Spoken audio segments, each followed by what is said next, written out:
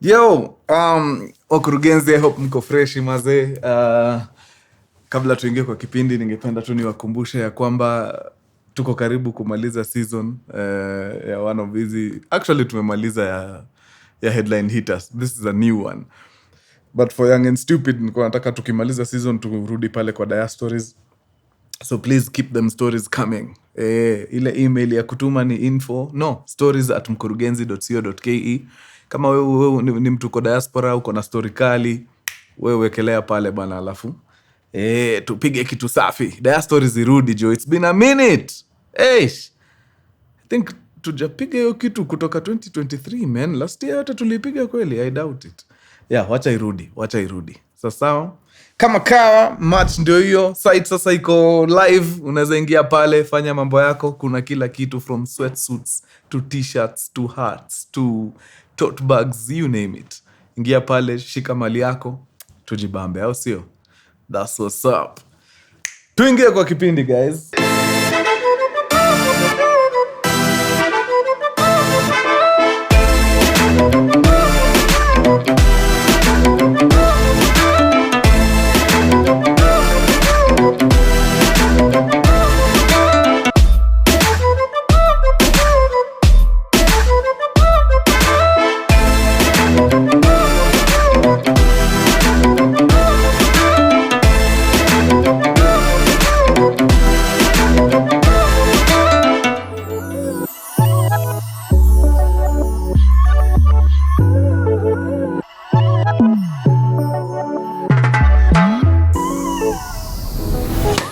Mkurugenzi!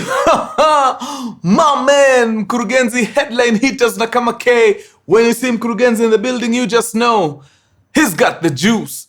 By the way, ndio headline hitters ya mwisho nafanya, aircraft story ya mwisho nafanya bila model ya ndege. Hiyo hata crew yangu wameniambia. Next time, I will have a model airplane here. Ndio nikiwa na onyesha mavitu, niache kuwaonyesha na simu. Why are we operating like we are cavemen?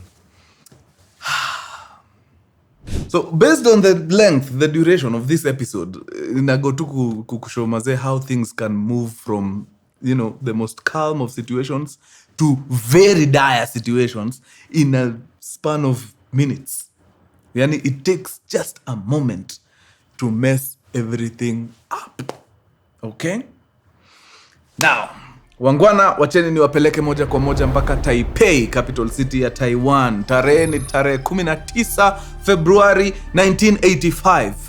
Pale kwenye airport kuna ndege aina ya Boeing 747, the queen of the skies at the time.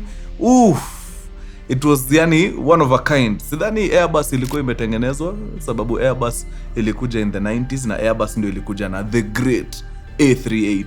So your time, the ruler of the skies ilikuwa this particular aircraft, which is the Boeing 747. The one kwa history yetu was operated by China Airlines. So it was China Airlines flight number 006.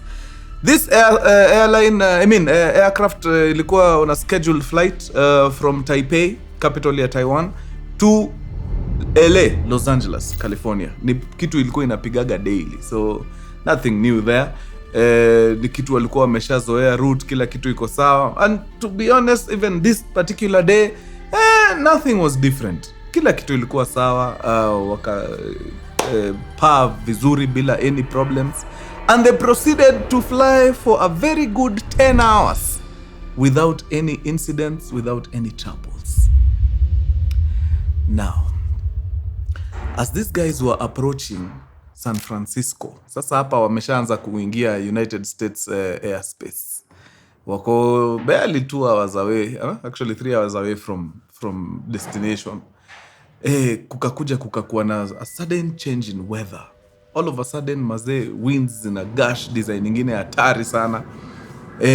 And before long, they started encountering a little problem. What was the problem? The problem was that this Boeing 747, wale ambao mnajua Boeing 747 mnajua inakujaga na 4 engines. It's ukweli hiyo walikuwa wanaita Queen of the Skies. It was the biggest aircraft at that particular time.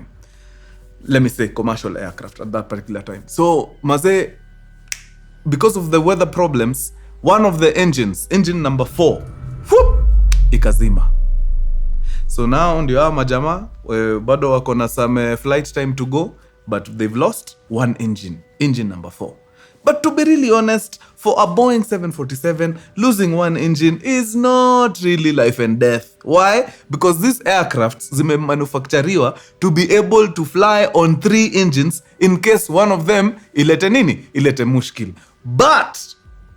But kuna ma-inputs lazima uweke ndio uweze kufly effectively, ndio uweze kufly vizuri. Haikuagi tu business as usual, oh we've lost one engine, tuendelee. Kuna mavitu kadha wa kadha lazima ufanye. Okay, but before we get there, wacha tuangalie hii engine number 4 problem ilikuwa ni nini. Turns out hii engine imekuwa ikisumbua.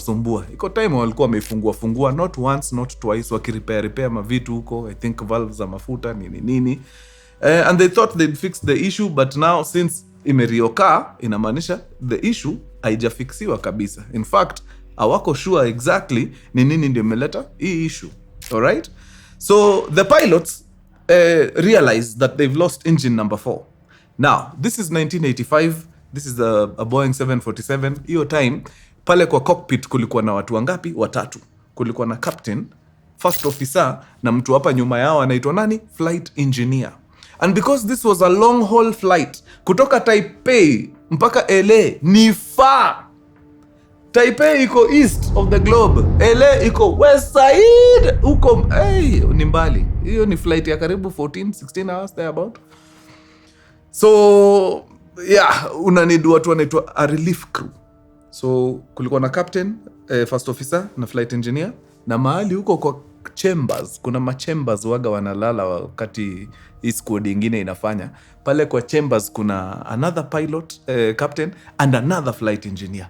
Au wamechill, wamengojea ikaribie almost towards landing time ndio wakuje wa take over au wafanye nini? Wa land the aircraft. Now, here we are, one engine is gone. Pilot, ambaye ni captain, anaambia engineer ni aje, we've lost an engine, fanya aje, restart hiyo engine. Jaribu kui-restart, tuone kama ita come on. Immediately, engineer anafanya mambo yake in an attempt to restart the engine. But the engine does not come on. Why? Now, kuna altitude ambayo watu walikuwa wanatembelea, which is 41,000 feet. That is very high. It's extremely high. But hizi ndege zimetengenezwa kwenda kwa hiyo altitude. But when you lose an engine and you need to restart it, it is very difficult for you to restart it wakati uko at 41,000 feet. Why? Because when you're up there, the air pressure is too low. Number 2, temperatures very low. So lazima ushuke chini kwa altitude ambayo iko favorable ndio upige nini? Restart yako safi.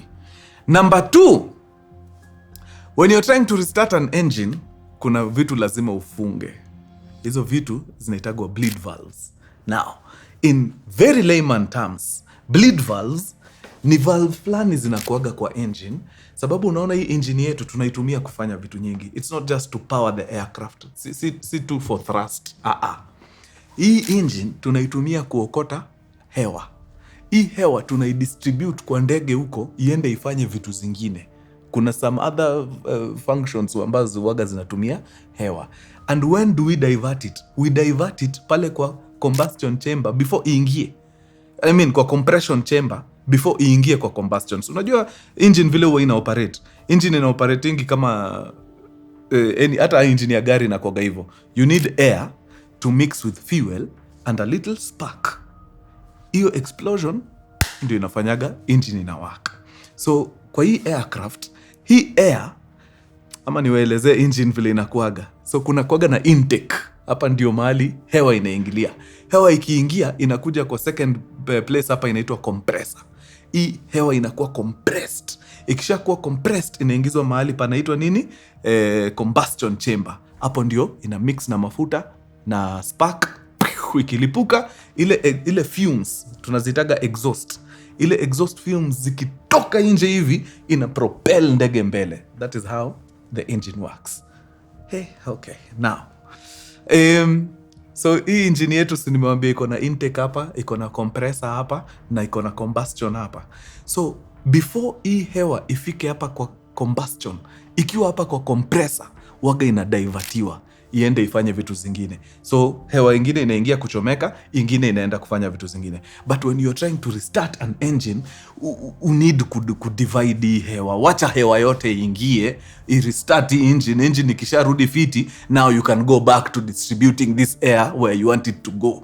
Hapo mumeelewa? So because we don't want to distribute this air elsewhere, because we need it to restart the aircraft, what we need to do is to switch off something called a bleed valve.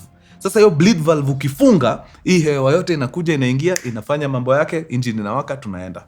So ngori ni mbili. Number 1, this engine does not come on because they are too high. 41,000 feet is no place to be trying to restart an engine. Number 2, again, engineer alisahau kufunga nini? Bleed valve. So engine haiwezi waka. So hiyo ikakuwa declared bure. But like I said, it is not a death sentence when your 747 loses one engine, because all these 3 others zinaweza sukuma hii ndege na uende mahali unataka. Okay? But you need to do a few things ndio uweze kuidhibiti, ndio uweze kucontrol hii ndege. Okay. So wameamua engine imekataa kazi, so wameachana nayo. But the aircraft is on autopilot. Ikiwa on autopilot, kuna vitu ambazo mtu anafaa afanye, hii autopilot haifanyi. Okay? Now, wacha nichukue tu simu yangu, mutanisamehea. So, this is your 747. You have your wing here and another wing here. Under the wings, you have your engines. Because the 747 has 4 engines, you have 2 engines here and another 2 engines here. All right? Now, you have lost engine number 4 here. So you only have number 3, 2, and 1. So when you lose engine number 4, inamaanisha ile thrust. So nimewambia ndege, hiyo power ya ndege inaitagwa thrust. So you only have thrust from one engine on this side. But on this other wing, you have thrust from both engines. What does that mean? It means you have more thrust on this side than you have on this side. So when you have more thrust on this side than you have on this side, what happens to the aircraft? Your aircraft starts to turn. Sababu inasukumwa hii side zaidi kuliko vile inasukumwa hivi. Hiyo ni experiment hata wewe mwenyewe unaweza fanya tu ukiwa kwa nyumba. Ukisukuma kitu side moja kuliko vile unasukuma on the other side, si inamaanisha hii side moja itakuwa na nguvu zaidi. So ndege yako itaenda ikifanya nini? Ikiturn. And you know, aircrafts don't just turn like this, kama iko kwa axis. Turning yake inakam na a bit of rolling. Hii movement kwa ndege inaitwa roll. So when you roll, you're changing your bank angle. Bank angle. You're banking to the right or banking to the left. So when you're turning, you roll a bit, then ndege ina turn. Okay. Hapo nimewaeducate enough. So now, we have 4 engines. 1 is not working, 3 are working. 2 on this side are working, 1 here is working. So there is more thrust on one side than this other side. So now, our plane is doing what? It's banking. Okay? Now, number 2. Zile input nakwambia pilot anafaa afanye ndio ajaribu kucontrol ndege ni kwa floor. Ndege inakuwaga na pedals kama tu za gari. But hizi pedals hapa chini zina control kitu inaitwa radar. Okay, let me get my model aircraft again. So ndege ikiwa hivi, hapa nyuma iko na mkia. This is the tail. Another name for the tail is what? It's vertical stabilizer. Okay? Na pia hapa chini ya tail kuna zingine zinakaaga hivi. Inakaaga kama 2 wings tudogo. Hizi zinaitwa nini? Horizontal stabilizers. Okay? Horizontal stabilizers wachana nazo. Tukuje hapa kwa vertical stabilizer. Hii vertical stabilizer ukiangalia vizuri, if you're very careful, hapa kwa tail kuna ka part kana movingi. Aka kakitu kanaitwa radar. hata boat inakuaga na rada. Hii ndio inapatiaga boat direction. Ukitaka kukata kona, una tilt hiyo rada like this. So in an aircraft, the rada waga inakontroliwa na the pedals. Pilots wanakanyaganga hapa chini. Ukikanyaga left pedal, hiyo ni left rada, ndege yako ina move to the left. So ndege hiyo rada ikinini hivi, upepo ikipiga hapa, ina move ndege to the left. Same, ukikanyaga right rada ina move hivi, upepo inapiga hapa, ina move ndege to the right. Hiyo ndio principle ya flight ya nini. Hizo ni vitu mkiingia flight school mtasoma day 2. Now that tumempoteza engine, huyu captain wetu anafaa cheze na radars kufanya nini? Kucorrect. Sababu thrust inamtuma side moja, anafaa apply radar on the opposite side, ndio hiyo radar irudishe ndege level. Na aende hivyo, ataenda vizuri mpaka afike. But I don't know, he doesn't do that. First officer hata yuko huko, engineer hapa ako busy engrossed wondering why have we lost an engine. So yeye hako shughuli za engine deadly, wote wako shughuli za engine deadly, wanasahau kufanya hizi vitu. I guess ni at the back of their mind wamejiambia iko on autopilot, so the aircraft itajimaneuver yenyewe. But autopilot at that particular point iko na limitations. Kuna vitu haiwezi fanya. Hawako huko sababu wako busy wakishangaa why is the engine not working. Now, kumbukeni hiyo kitu ya kutani ya ndege nimewaambia inakujaga na nini? Roll. Unaona hii roll inafanya bank angle ina change. Okay? So kuna koga na safe angles. Safe ambayo usipopita uko sawa. Ukipita hiyo safe zone ni blunder. Alright? Na ndio ujue wakati unapita ama wakati haupiti, kuna vitu hapa kwa instruments zinaitwa attitude indicators. Not altitude, no. Attitude, ATT. So attitude indicators zinakuinformingi about the roll, your bank angle, na inaku-inform about the pitch. Is your aircraft pitching downwards or is it pitching upwards? Hizo ni vitu unaangalia hapa kwa attitude indicator. All this time wanashughulika na mambo ya engine, nobody is looking at the attitude indicator. Hakuna. So because thrust inafanya ile mambo yake huku, ndege inaanza kuroll. Hakuna mtu anaona. Ndege ikishaanza kuroll sana hivi, inaanza kupoteza mpaka nini? Speed ikianza kushuka, nini inaanza kushuka? Nose. So the pitch inaanza kwenda chini. Ikianza kwenda chini, na hii design ina turn ni dangerous, it loses lift. Inaingia kwa situation ambayo tunaita stall. Ndege ikistall inamaanisha it is not generating enough lift. So when the aircraft stalls, it plummets. It literally becomes a brick. Inaanza kufanya nini? Kuanguka. So now hakuna mtu anaangalia the attitude indicator, wote wako huku wako fascinated na hii kitu engine tutaifanyia nini? Hii kitu imeroll, imefika ile bank angle ambayo not safe. Pitch imeanza kwenda chini sababu speed imeshuka chini sana, so now the aircraft is falling. Hapo ndio hao majamaa wanaanza kususpect things might not be okay. Because when now the aircraft starts plummeting to the ground, hey, it is very uncomfortable. Now, you might ask yourself, kwa nini hii aircraft inapiga hiyo bank angle yote na our notice, like wewe ukiwa kwa matatu alafu uone imepiga hii, si of course utasikia hai? Hapana, hii ma3 haiko straight. So kwani wale hawako wanasikia hii ndege ina nini? Well, allow me to introduce to you something that I have talked about before. Kitu ambayo inaitwa nini? Spatial disorientation. Your inner ear iko na part huko ndani ambako kanakoga ni kama sijui naweza kaita nini. Ukitilt kana tilt pia design flani inakushow hapa mahali niko siko stable. Inakoga ni kazi hiyo inner ear. That's why ukichokozwa inner ear vizuri unapotezaga balance. Inakoga very important. Now, kwa aircraft hiyo kitu uwaga inajaribu kukuonyesha kila kitu iko sawa. Ina working na brain yako, yani kukuonyesha kila kitu iko sawa. even though vitu haziko sawa.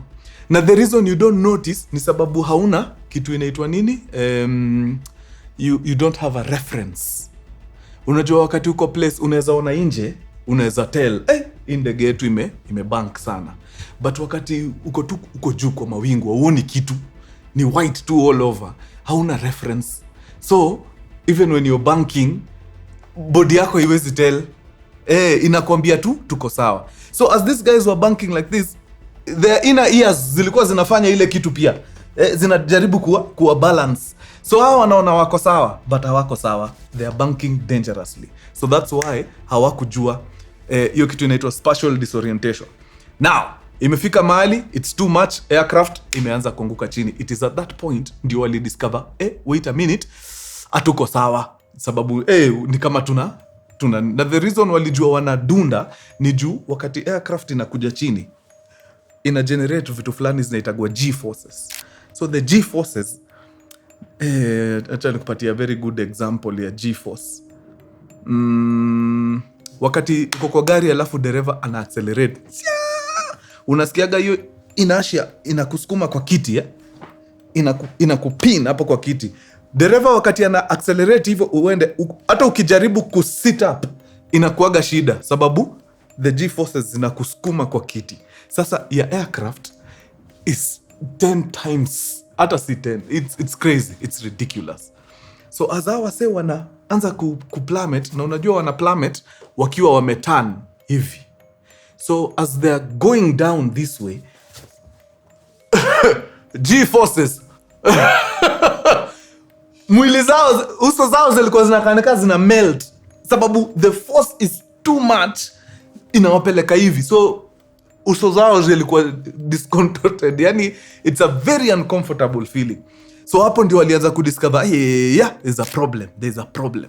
So wakajaribu, pilots wakajaribu kufanya mambo yao, but unajua ni hard juu hauoni nje, you have no reference point, so you don't know which side is the right way. Auna, so ni kujaribu vitu.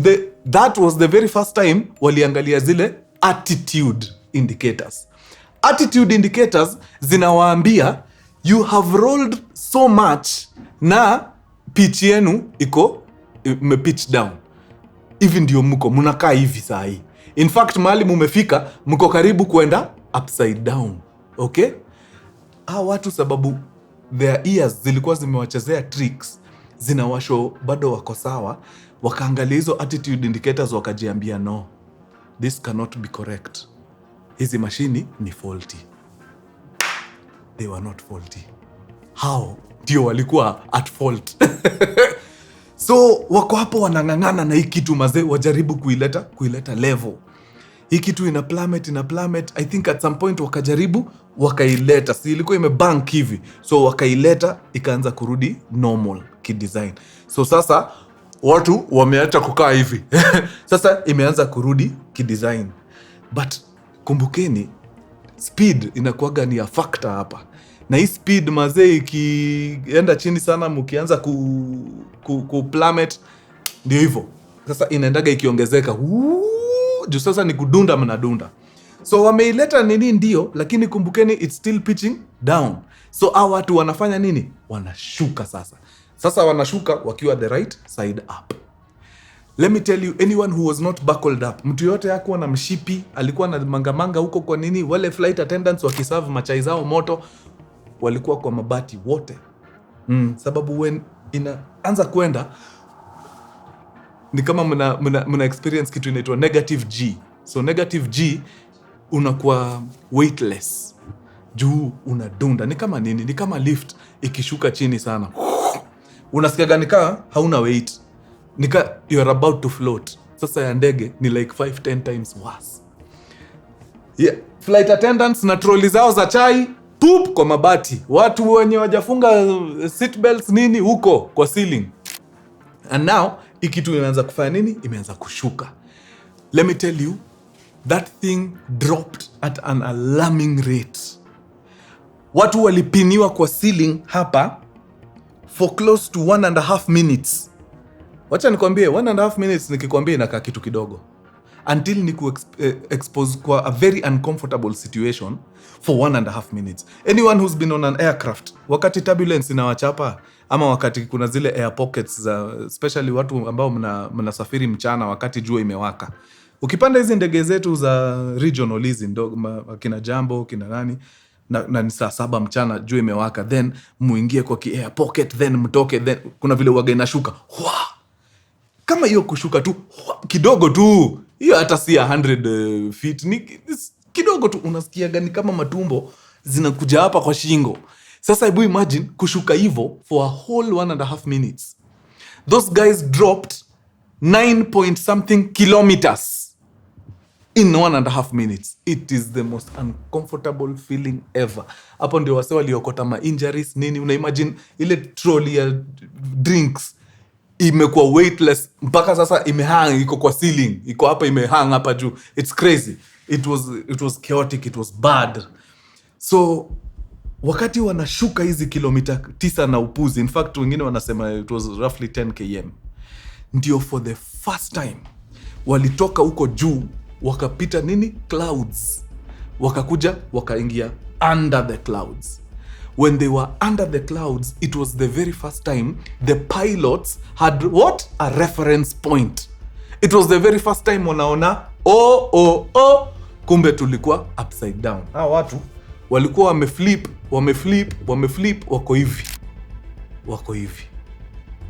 So ni pilot sasa atafute namna arekebishe then a take off. By the time pilots wanatokea kwa clouds hivi, by the time sasa wako na reference, wanaona mahali wako, they only have 9,000 feet to go. 9,000 feet na ile rate watu wanashuka nayo, I can tell you for a fact they had less than a minute alive. Less than 1 minute. In 1 minute wangefaa kuwa wametandika maji Pacific ndani. Shwa! So immediately the pilots waliona, okay, hivi ndio tuko. Wakaingia kazi ya kufanya nini? Kucorrect. So they waka-correct hiyo aircraft vizuri, and then they pulled the yoke. Ukipull yoke, inainua nini? Nose ya ndege. So wakainua nose ya ndege, and wakiwa wanaenda tu kuhit 6,000 feet, the thing leveled off and started taking off again. Now, wakati walikuwa kwa hii dive, hii yenye ilienda 10 kilometers, hii ndege ilishuka na speed na force ingine kibao, body yake haijatengenezwa kuenda hiyo speed kitu ilikuwa inashuka nayo. So parts of the aircraft started disintegrating. The first ones to go ilikuwa ndege inakuaga na kitu inaitwa the landing gears. Hizo mataya zake. The landing gears waga zina retract. Na ziki-retract ama zijifungia huko ndani, zinafungiwagwa na tumilango. Uto tumilango ndio tulikuwa tu wa kwanza kuenda. So as ndege ina plummet, tule tumilango tu landing gears tukachomoka. Moja ikaenda ikatandika pale kwa tail. Niliwaambia tail iko na vertical stabilizer na horizontal. Ilienda ikachapa horizontal stabilizer hapa kando. So kwa hiyo process damage horizontal stabilizer. Hiyo naye ni ngori, inasaidiaga kwa controls za aircraft. So ukiwa na damaged tail, wewe mazee una operate dangerously. Other parts of the aircraft zili damage hydraulic lines. Na unajua most of the functions za ndege kama hiyo kutoa miguu nini, hiyo inakuwa ni kazi ya hydraulics. So hao watu wame level off aircraft ndio, na wameanza kuclimb back to mali wana need kukua, but sasa kuna new dangers za oh my god, kuna some controls hatuna. Kama sahi kupanda na kushuka kama sahi kupanda wanapanda na thrust, wanapanda na engine thrust.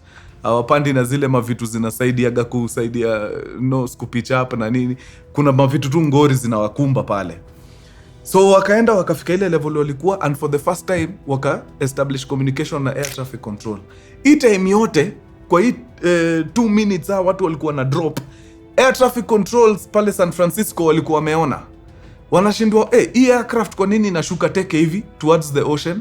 So wakatry kuestablish contact, wanawauliza wadau bana, mnashuka at an alarming rate, kila kitu iko sawa? No response. Of course hakuna response juu wale wasee wako so busy trying to stay alive, hakuna hata mtu ana time ya hii radio. So wase wa San Francisco ya traffic control wakatry wakaona woi hawapati response. Sasa ni kukaa wangoje waone kutaenda aje after hapa. So luckily watu wakaweza kusave, wakainua ndege mali nafaa ikue, na sasa vile imestabilize vizuri, kila kitu iko poa. Guess what? Engine number 4 comes back alive. Sasa wanashindwa ni nini ndio ilikuwa inasumbua hii engine. Haya, mind you, wakiwa kwa hili dive, indicators zilikuwa zinawaambia engines zote 3 zenye zilikuwa zimebaki 1, 2 na 3 pia zimefail. So wanashindwa kwa nini engines zina fail hivyo? Manze, why? Tulilose tu moja. Hizi 3 zilikuwa zinafaa tuokoe. Kwa nini hizi 3 pia zilipotea vile tulianza kudive hivi? So waka level off ndege na finally waka establish contact communication na San Francisco wakawaambia ni aje, tumewatafuta jo, imekuaje? Wakasema hapa ni ngori, in fact as it is ndege tuko ndani iko damaged, tuna need kuland as soon as possible. Mlikuwa mnafaa kwenda wapi? LA hatuwezi fika. Okay, sawa, kamini tu mland San Francisco tucheki itakuaje. So wakapatiwa landing clearance, kila kitu nini, but again ndege iko damaged juu ya hiyo mavitu kutokana, juu ya hiyo stress ilikuwa too much. So wanakam kudiscover maze hawana design fiti ya kuland, ndege haina hiyo capability. So the only way they can land ni kufanya kitu inaitwa a controlled fall. A controlled fall unaifanyaga na thrust zako na engines. Unainyima power, ikikaa inaanza kuanguka, unajua hapo una lose altitude. Ukiona unaanguka sana, unaipea power, inaipatia nini tena, then unatoa, inaanza kuanguka. It's a very ni design flani, yani pilots tu hawafai kujipata kwa hiyo situation. But Mungu ni mwema. Hawa wase walipiga hiyo controlled fall vizuri, mpaka wakakama waka line up na runway ya San Francisco Airport, and by God's grace they came and touched down. Pale kwa tarmac ndio wase wanakaa emergency nini, pilots wanashuka, wanaangalia, wanapata maze kuna damage kwa fuselage ya ndege, huko nyuma imegongwa, horizontal stabilizer iko damaged. Hata wamazo walikuwa wanashangaa jo tumewezaje kuland kwa like na hizi nini kadi tulikuwa tumediliwa. So of course investigations haraka faster, but kabla investigations ni kuangalia wase wako sawa huko ndani. Kuna wase walidedi kwa hiyo process juu watu wanagonganishwa kwa masiri huko na makat zao za chai nini. So ikapatikana wase walikuwa wameumia but hakukuwa na any fatalities, thank God. So wenye walikuwa wameumia of course wakapeleka hospitali nini, and then now investigation ika kick off. Na wakaenda wakaangalia kila kitu. Of course kuna kitu inaitwa cockpit voice recorder, ina recording conversation zote ndani ya cockpit. Wasikie tu pilots walikuwa wanasema nini as things are going haywire. Unfortunately cockpit voice recorders huaga zimetengenezwa kurecord only 30 seconds. 30 minutes. 30 minutes zikiisha inarudi inaanza kurecord tena, na by recording again ina erase kile ilikuwa imerekodiwa before. So of course because after the ordeal na how kuland ilikuwa more than 30 minutes, ilikama ikaerase hizo ngori zote walikuwa nazo. Haya, kuna kitu inaitwa cockpit flight data recorder. Hiyo sasa ina recording inputs zote za pilots. Any button pilot aliguza nini ina rekodiwa kwa hiyo FDR. So wanaweza enda wa study waone okay, hii time ya ngori umse alishika buttons gani, alitry kufanya nini. But unfortunately juu ya ile 10 km drop, hiyo kitu ilikama ikapata some damage kiasi. So kuna bits of the FDR haziku record vipoa nini. Sasa ikakuwa ni hapa kurely on pilot interviews nini ndio waonekana wanaweza nini hiyo story vifiti. So of course wakakaa chini na pilots wakaongea nao fiti. Pilots wakawashow mazee engine zote 4 zilikufa, hawaelewi ni kwa nini. But hawa wase wakiingia kwa flight data recorder wanaona no, hizi engines hazikudedi, hizi engines zilikuwa zote. Ndio sasa pilot anakumbuka, oh wait a minute, wakati tulianza kunotice ngori tulitoa full power tukaziweka on idle. Inaweza kuwa by the kutoa power ndio ilifanya mazetu. So hazikuwa mbaya, engines zilikuwa tu sawa. Oh Jesus. Alafu pia flight engineer hakuniona nikiweka on idle. So yeye anaangalia anaona mazee hakuna power, kwa nini anashindwa okay, yeah. So wakadeterminia ukweli pilots waliweka hiyo kitu on idle. Walikuwa tu wamechanganyikiwa, but after ordeal kama hiyo yenyewe hata uwezi wa blame. Hiyo ni walikuwa sure wana dedi. So of course after investigation wakaongea na mapilots kando, wawaulize tu ni aje kimaisha, unaendelea aje. Unajua lazima wa investigate kila kitu juu ni pilots wamekula training deadly sana, na some of the things walifanya ni vitu rookie mistakes. For example, ukiambia engineer wako wa restart ndege na mazemu kwa 41,000 feet, hata wewe unajua vizuri sana kama pilot hakuna vile unaweza restart engine at 41,000 feet. Number 2, unaona jamaa wako ana restart na hata hajafunga ile bleed valve, so hiyo engine haiwezi waka. So mbona vitu kama hizi mbona zinawachachia? So after kukaa nao chini kuwa hoji wakadiscover mazee hiyo airline hawakuwa mazee wafiti sana in terms of kupanga schedules. So haikuwa kitu ngumu kupata pilot amepiga long haul flight mrefu, alafu hata before arrest fiti amerushiwa flight ingine. So huyu captain of the day alikuwa sleep deprived, na sleep ni very important. Afadhali mtu akunyime chakula lakini si usingizi. So hizo ndio vitu zilifanya mazee alikuwa na make decisions kama hizo, but props to him, even though yeye ndio aliingiza wase kwa hiyo dire situation, he's the one that got them out of it. Sababu kama si hiyo maneuverability yake mazee, na huyo jamaa alifanya hiyo kazi kikweli na akawatoa kwa ngori. I can bet money ingekuwa any other pilot, I don't think wange recover from hiyo dive. I really don't think so. Yeah, but experience hapo ili come through. Alikuwa na quite a few hours of experience hapo. Yeah, hiyo ndio ilifanya wasa wakanini. So of course vitu kama hizo zikihappen lazima masheria zibadilishwe. Sasa hii ni pilots wanahesabiwa ngoma masaa.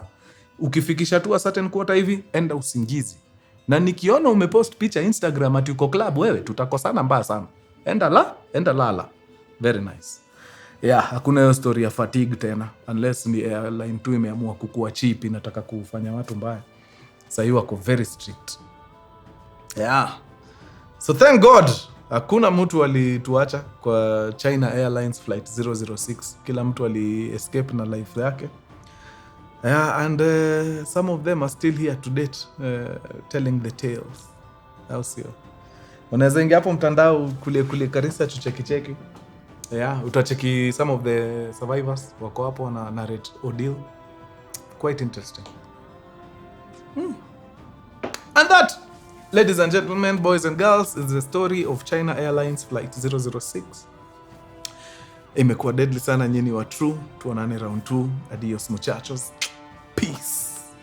All right.